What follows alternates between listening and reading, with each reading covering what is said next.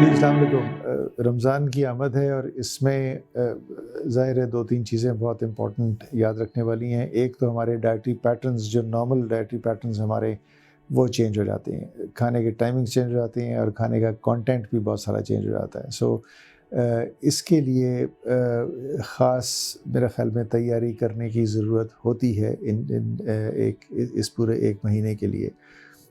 جو ایک natural impulse ہوتی ہے وہ یہ ہوتی ہے کہ بہت پیٹ بھر کے کھانا کھایا جائے تاکہ وہ سارا دن آپ کو سسٹین کر سکے۔ ایسی بات نہیں ہے آپ کم کھائیں گے یا پورا پیٹ بھر کے نہیں بھی کھائیں گے یا پورا پیٹ بھر کے کھائیں گے، وہ ایک ہی بات ہوگی، اس کو ہضم ہونے میں اتنا ہی ٹائم لگے گا جتنا کہ پورے بھرے پیٹ کو لگے گا۔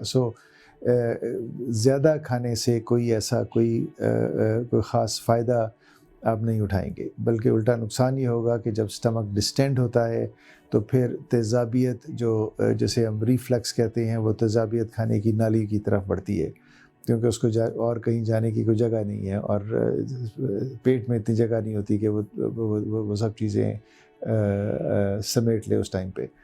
دوسری بات کنٹینٹ کی ہے۔ اب اگین ایک نیچرل امپلس یہ ہوتی ہے کہ جو زیادہ مرغن چیزیں ہیں وہ کھائی جائیں اور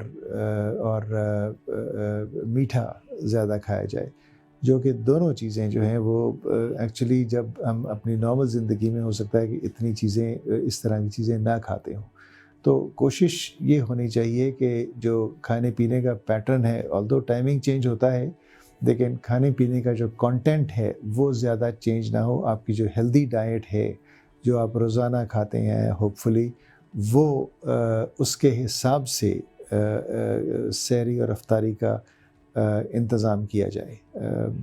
اور پھر یہ بھی دیکھا گیا ہے کہ افطاری کے بعد خاص طور پہ لوگ کھانا شروع کرتے ہیں تو وہ رات 11-12 بجے تک کھانے چل رہے ہیں، وچ از اب نارمل۔